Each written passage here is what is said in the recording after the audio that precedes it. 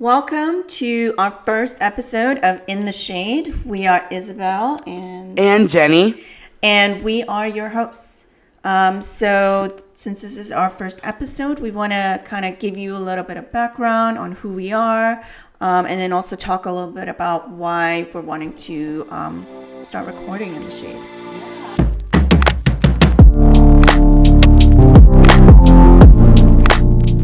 Yeah, I'm excited. So I am Jenny Wilson. I am from Chicago, and I love all things true crime. And also, I feel like with Chicago just being like an old city and having like that Al Capone like crime vibe and all that stuff, I just always like fell in love with it.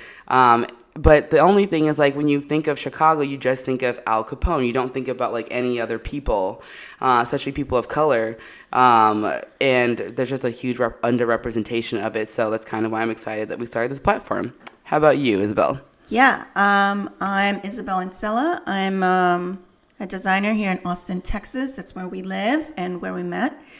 And yeah, same as you, I love true crime. I love anything scammy, MLM, everything kind of on that spectrum. So, yeah, I'm just really excited to start In the Shade. Yeah, I'm excited too.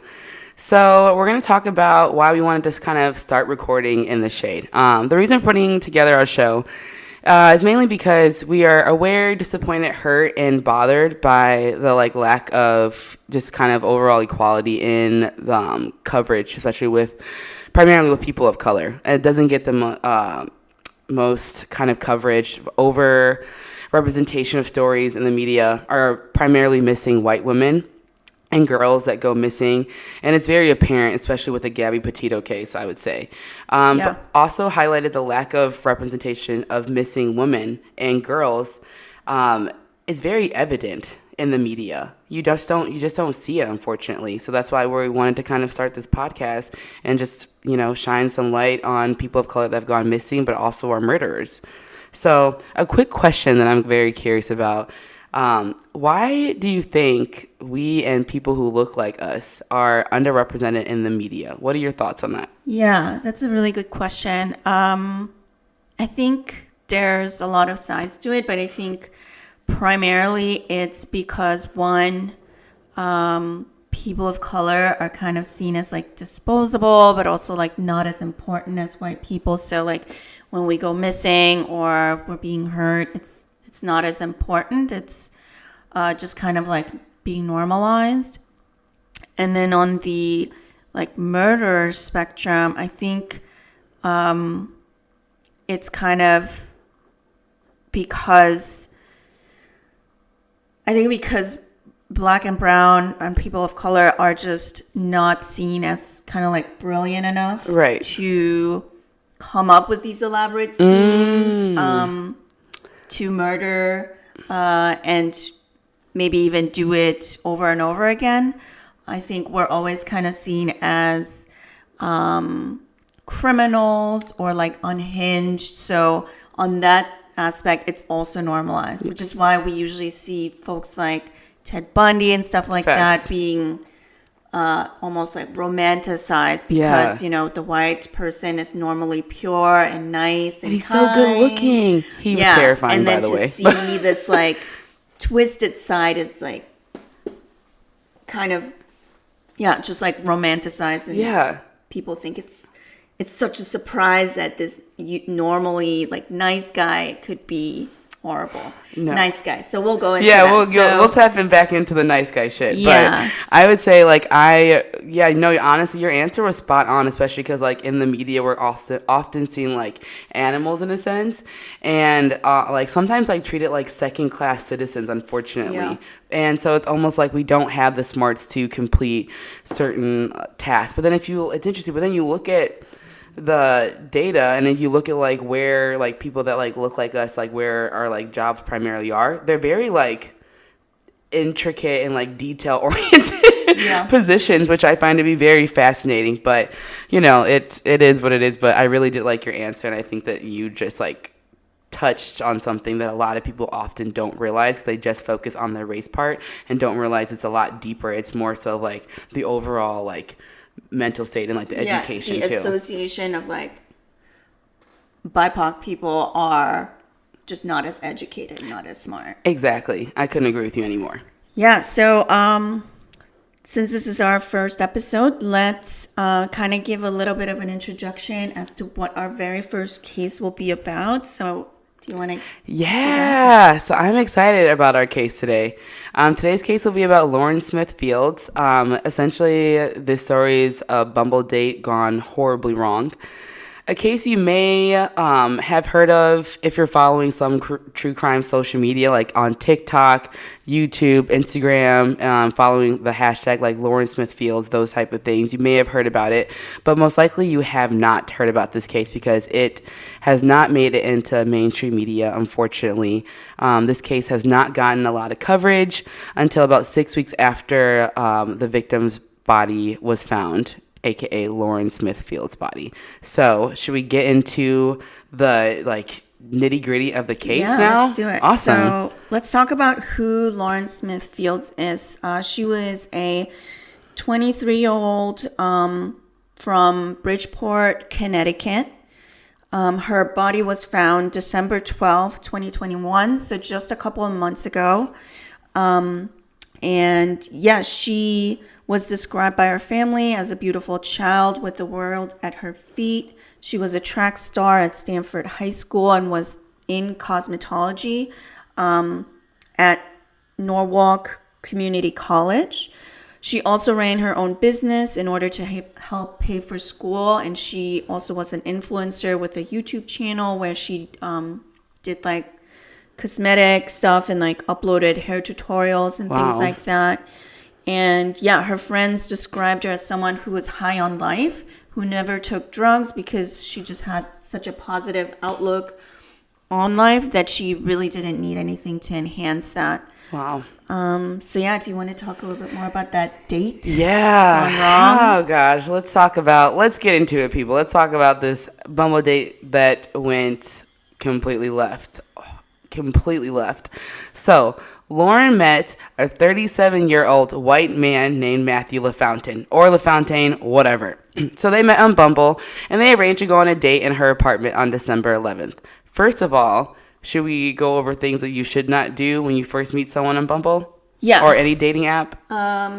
Don't. Yeah, I would say you them. don't invite them to your home when you first meet them. Yeah, do not do that. Like, meet in a public place. Yeah. Make sure that you share your location with your friends so we know where you are and things like that.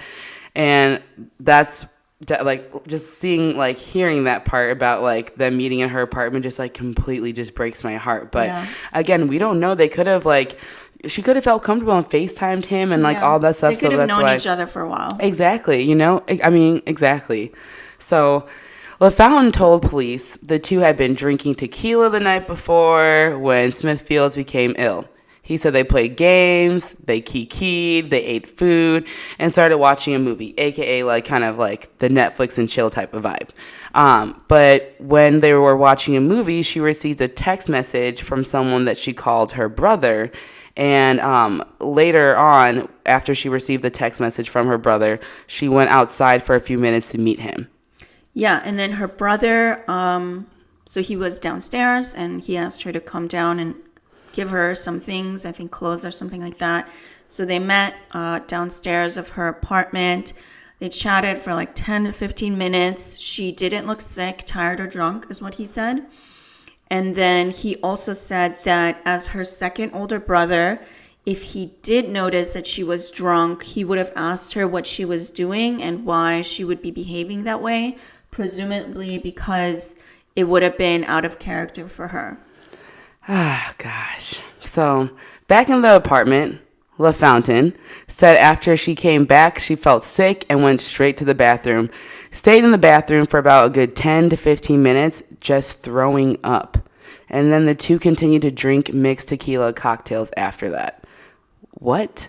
So then anyways, LaFountain later told the officers that he thought it was odd but didn't feel it was his business to say anything since he didn't know her that well, according to the police report. I have to like stop myself from laughing reading what this man said because although, I'll repeat it, he thought it was odd but didn't feel it was his business to say anything since he didn't know her that well. That does not even sound right. Yeah, That sounds crazy. Like not a good friend or person you want in your life. If I saw my friend get physically ill and threw up for like 10-15 minutes, I'd be like, we're done. Girl, chill. Yeah. Like, have some water. We can keep watching this movie, but like, don't keep drinking. Exactly. Like if I saw you throwing up, I'd be like, hey, like, what can I do to help you? Like, let's try to get you better. Yeah. But like, not to convince you, let's keep drinking. Yeah. Like, I feel like a horrible person. Yeah. You or know? if you don't know them, I would just be like, hey, it looks like you're not feeling well. I'm just gonna leave. Yeah. Because I'm kind of grossed out by you and yeah. your puke breath. And take care of yourself. And also, too, this is like a date. Can you imagine going on a date with someone that you've never met? Mortified. I'd be mortified. Like, but he stayed. But anyways, we'll talk about what happens next. So anyways, he said they continued to watch the movie. They finished the whole damn bottle of tequila.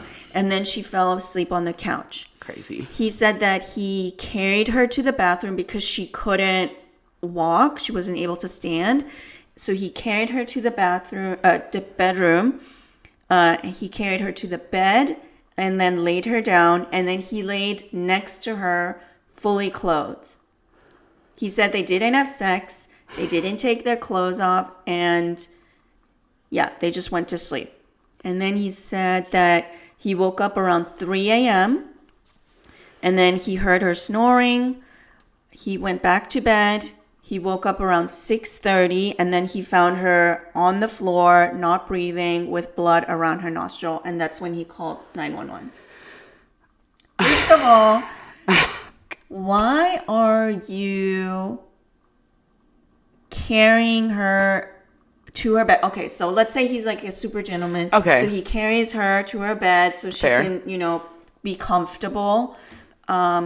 But then just leave after that. Yeah. Why are you? It's the part. Why do you have to lay next to her fully clothed? That's weird. That's so weird to me. Like, can you imagine? I forget. Obviously, I know it's like a different circumstance, but like, if I like carried you to your bedroom and then I just you just woke up next to me fully clothed, you'd be like, "What the fuck are you doing?" Yeah, that would be like, weird. Yeah, that's a good point. You see, like that's weird. Like you'd be like, "Jenny, go home." Why are you doing this shit right now? That shit is weird as hell. There is nothing about this, and now we know that they're on a date. There is nothing about this that honestly makes sense. And I'm sorry, like, I'm laughing, but to hear what he's saying does not make any sense at all. It just sounds like legitimately crazy. That's such a good point. Because, like, what was going through his mind, like, if she woke up the next morning, did he think she would be like... let's go back out on a date and let's start it again. What? Like, I would be really freaked out if a guy I just met was laying next to me. I would be terrified. Yeah. I would be like, hey Siri, call the feds right now. Yeah. Like you need this man needs to go home. I try to sneak out of bed, lock the door on him, whatever, because that's terrified. But it gets weirder. So, according to the police report, he called police just around 6:30 a.m., was frantic, and told police the two had been drinking the night before. Medical personnel pronounced Smithfield's dead at 6:49 a.m., okay? According to the report, a medic estimated that she had been dead for at least an hour or more after being questioned by the police at the scene. He was not asked to go to the police station for questioning. He was just released to go home. To this day, has not been charged with any crime in connection with Lawrence Smithfield's death. And like LaFountain LaFountain wasn't even called a person of interest after he's the same person that laid in bed next to a drunk female fully clothed with no explanation as to why he did that. But we can get into his background. What do you think about that? Yeah, so LaFountain is a 37-year-old white guy from Milford, Connecticut, which is about 20 minutes from Bridgeport. He's a design engineer with a Connecticut-based company which does something for someone. But again, he has not been named as a suspect in relation to Smithfield's death. The police officer that showed up to the scene, his name is Detective Cronin, has actually defended Matthew LaFountain, claiming that he appeared to be a fine guy, which is why he released him after, arriving at the scene and talking to him for a bit. But Mr. Nice Guy was requested to give voluntary DNA, but he declined. And then now he is being represented by his attorney, Peter Karayanis, who says that they are continuing to cooperate with authorities to help definitely determine what happened to Lauren on that evening. But yeah, not sure if not providing DNA is actually cooperating or a qualifier for being a nice guy. If you don't have anything to hide, I don't know why you're not willing to share your DNA. Right. That's just and it doesn't make any sense. If you know you didn't do anything wrong, why not just give your DNA? I mean, if I know I didn't do anything wrong, I'm like, okay, cool, here's my DNA. But and prove that I'm innocent. Innocent, yeah, right. Exactly. So that just does not make any sense. But yeah, back to the case. So after the cops show up at the scene and neglect to ask him to come to the station for additional questioning, the police basically just let him go. And then surely you would assume they tape up the scene and collect evidence and notify the family, right? No. So no. Okay, so the day she was found, the police didn't quarantine the area or did a crimes investigation. They didn't do any of that. They didn't even collect collect anything of value that may help the case and whatever. They did not collect a single thing. But the police department claims they're doing an, quote, active investigation, unquote. Yeah, I don't know what that means if you're not collecting evidence. How vague is that? That's the first step in any CSI or Bones or House episode is they collect something. Exactly. Can you imagine someone put that yellow tape? Exactly, the yellow tape or something. Can you just imagine let's say there's a crime scene in either one of our homes, right? And whatever, someone died or whatever. They're going to I would assume they're going to do a whole investigation. If you walk into a house and somebody died and it's someone that doesn't have a record, taking pictures, something doing that whole dusting thing. Yeah, doing dust my finger shit. Do something, but they did none of that shit, which is crazy. And to be fair, the police messed up, but also the landlord fucked up too, because landlord Hector had emergency contact information from Bridgeport Police Department has a protocol that in case of death, the emergency contact has to be notified within 24 hours. Within 24 hours. So that they have to contact the so the both family. of them fucked up. The police didn't notify and the landlord didn't. Yeah, and it's supposed to be in person too. But at least they could at least have been notified by phone, but they didn't do any of the protocols. Yeah. Literally completely just everyone has the emergency contact info. You have to fill it out when you apply for an apartment. Yeah. And also too, what about Google? You know what I mean? They just genuinely did not care because I'm sure that they put into her system her family or whoever maybe would pop up, right? You think to be who maybe to contact. So that part's really weird. And then so how did the family find out? Okay. So the family didn't find out until 2 days later after calling Lauren and going to her apartment when she didn't pick up. So they had called her several times. She wasn't answering. So they figured, okay, let me pop up on my daughter's, house, my daughter / sister, her brothers came to her house and at least kind of see what's going on. But she never answered. So Chantel Fields, which is Lauren's mom, said, when I got there, there was a note on the door saying, if you're looking for Lauren, call this number. She said her apartment was not taped off. That's crazy, but we'll get into it. So the mom looked at that post-it and called the number, and it was the number for Detective Cronin. And then he just nonchalantly told them that Lauren's been found dead a day and a half earlier. And he told them that the guy who found her is a dude she met on Bumble, but he seemed like a really good guy.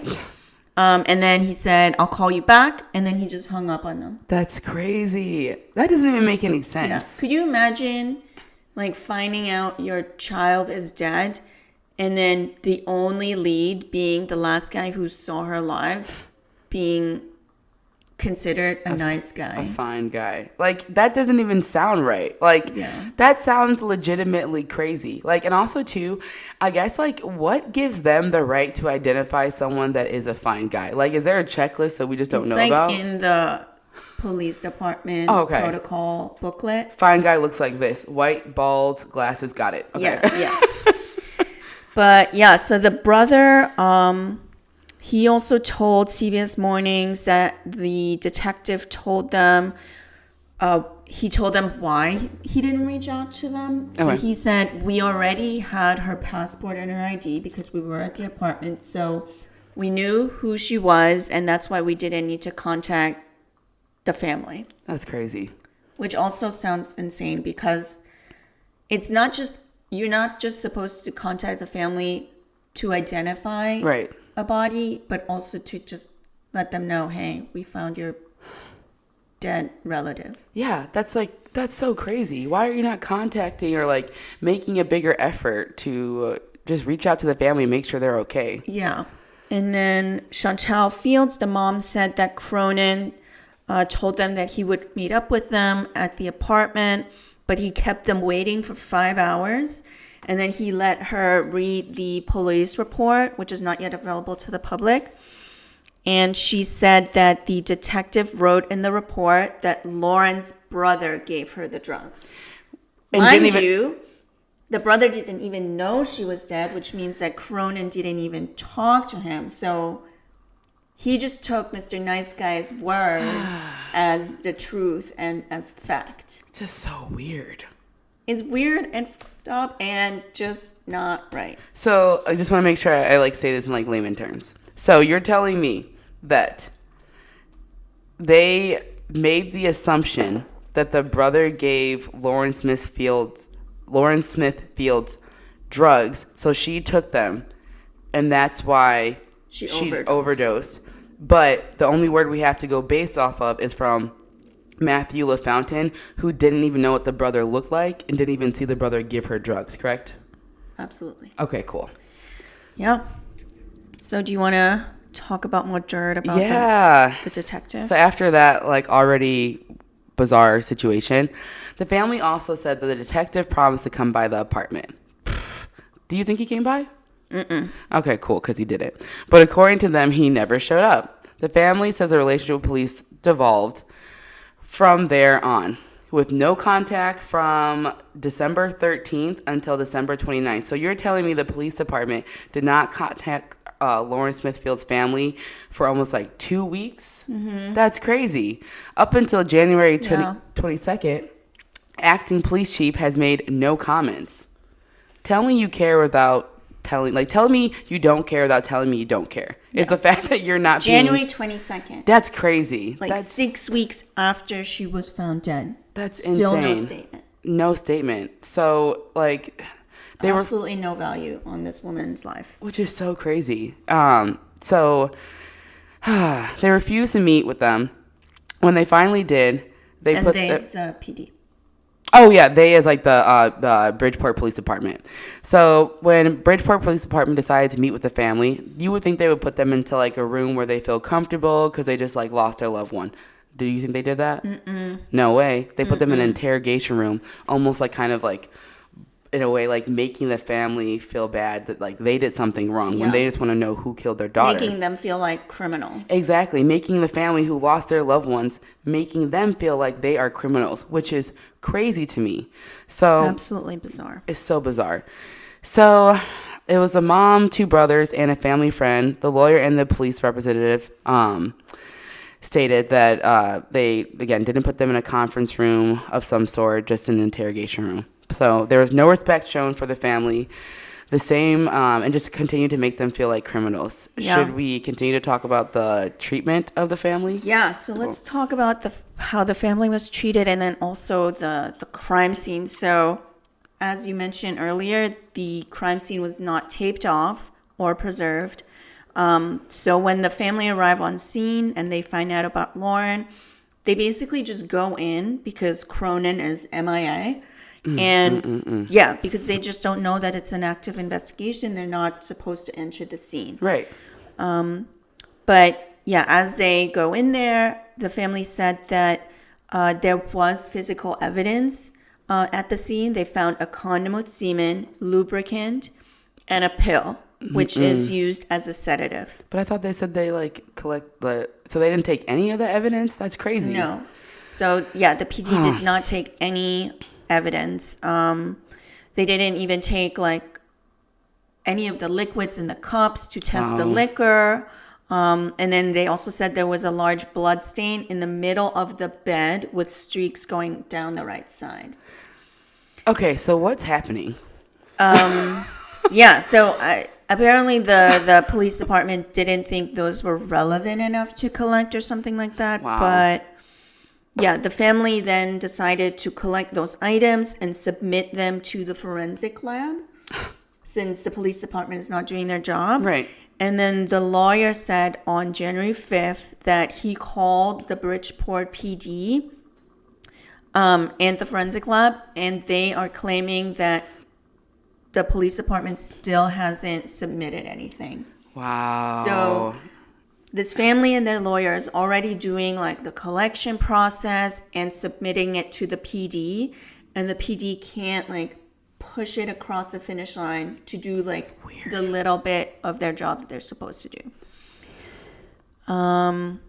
But yeah, so now there's a problem actually with the whole like chain of custody thing. And chain of custody is a process that tracks the movement of evidence. But since no evidence was collected by the police department, there is no movement to track. And so now because the family submitted it, there is a chance that the evidence and whatever the results are from those tests could not stand very strongly in a trial. Just because so crazy. The family submitted it.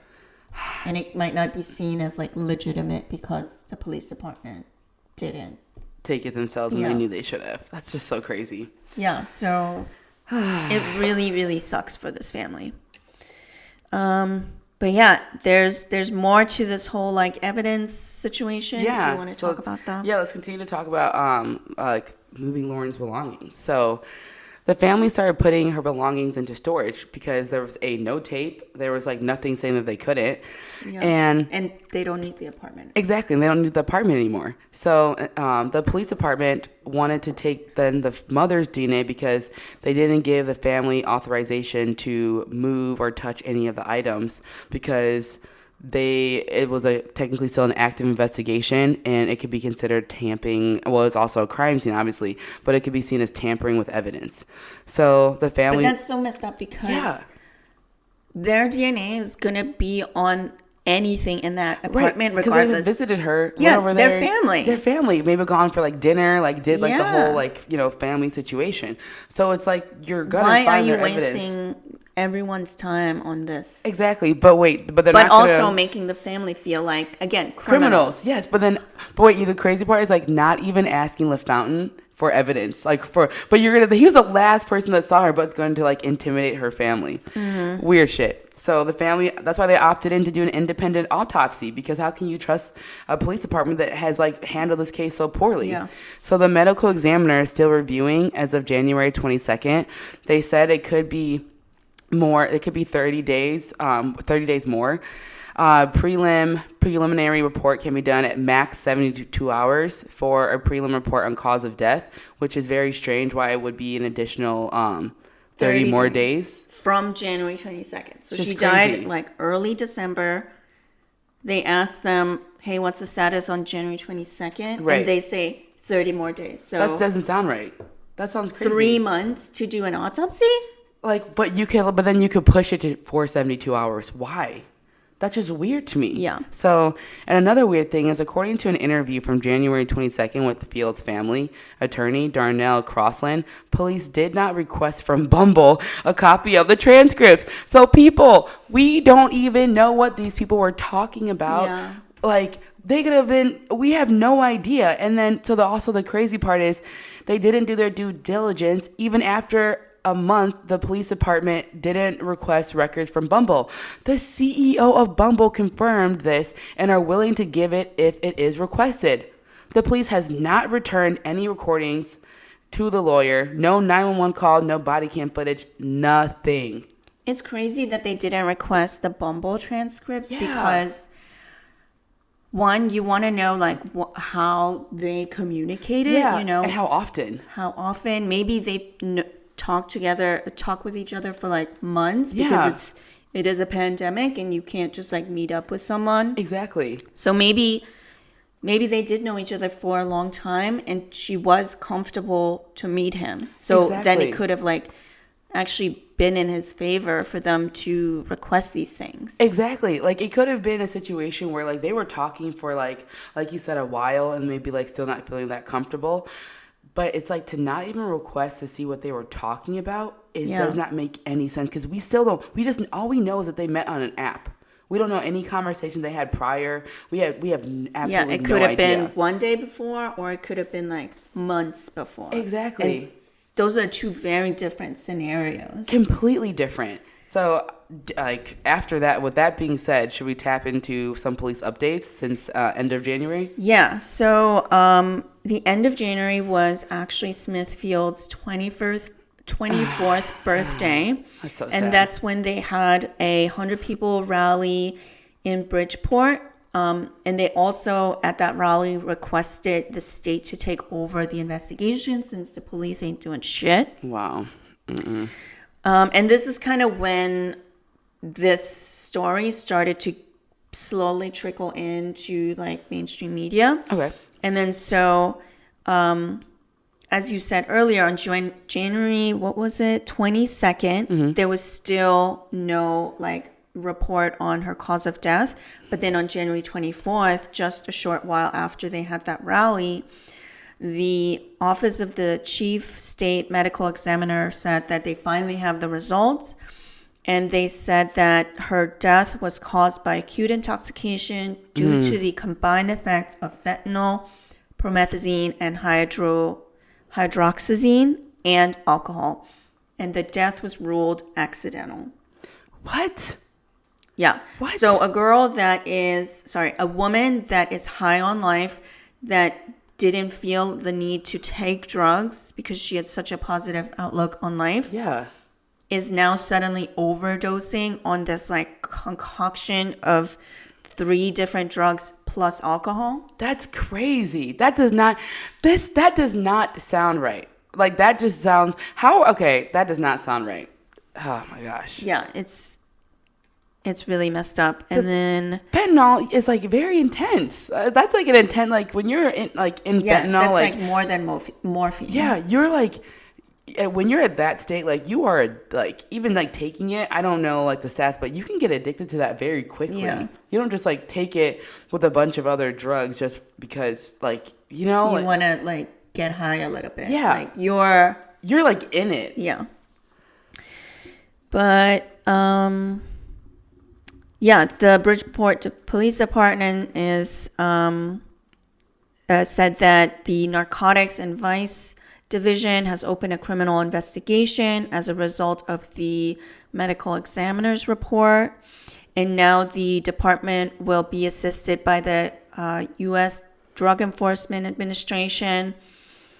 And the investigation will remain open. As intelligence transitions to the Narcotics and Vice Division. Wow. So, and also too, Cronin is no longer on the case and is on administrative leave for his lack of sensitivity to the public, for failure to follow police policies and handling the case with the family. Suspended as of January 30th, finally, and pending an internal affairs investigation. His supervisor retired, conveniently, from the department the Friday before. The supervisor who's been silent for weeks on it. For weeks retired conveniently at like a very convenient time. But my question for you is, do you think the police thought she died from an overdose from the get-go, so like the beginning, since they set up the narrative with the brother giving her drugs? Yeah, so without even asking the brother? Yes, I think they definitely are trying to create that narrative. So here's a little bit of food for thought, and this is from the Roland Martin Unfiltered show. The landlord said that someone knocked on his door at around 3 or 4 a.m. He obviously didn't answer because it's in the middle of the damn night. Right. And the lawyer believes that it was possibly Detective Cronin. So it kind of, if you look at the timeline, it kind of makes sense. So the landlord said someone knocked on the door at 3 or 4 a.m. And then, as you mentioned earlier, when Matthew LaFountain called the police, that was at 6:30. Right. The medical personnel showed up at 6:49, and they estimated that she had already been dead for at least an hour. That's right. So if he called at 6:30 and she was already dead for at least an hour, that kind of checks out with someone knocking on the door around 3, 4 a.m. Yeah, that makes sense. So, and then also, Cronin has kind of like protected Matthew LaFountain. Yeah. He's called him a good guy and just like let him go. So it kind of feels like there might be a relationship there. Yeah. Some kind of connection with him in the police department. Because why else would the detective just like brush this under the rug and protect him? That's such a weird part. There has to be something there. Yeah, has to be something. But yeah, other people have come forward to say that this really matches the dating pattern of Matthew LaFountain. And one other thing that I heard somewhere is that his family has gotten away with murder in that state.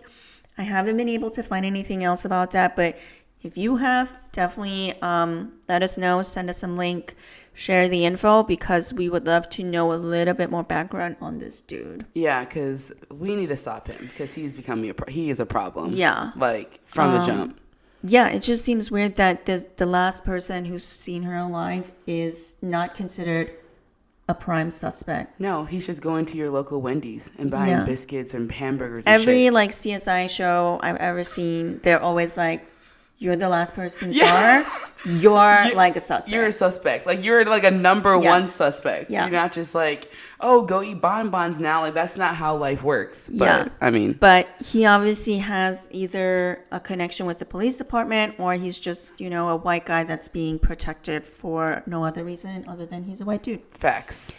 But yeah, so this is still an open case and we still, are keeping in touch with it. We're still following it. So we'll probably do like a follow-up episode, right? Definitely. Yeah.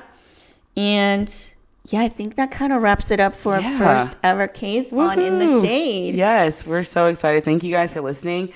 Leave us feedback on our episode.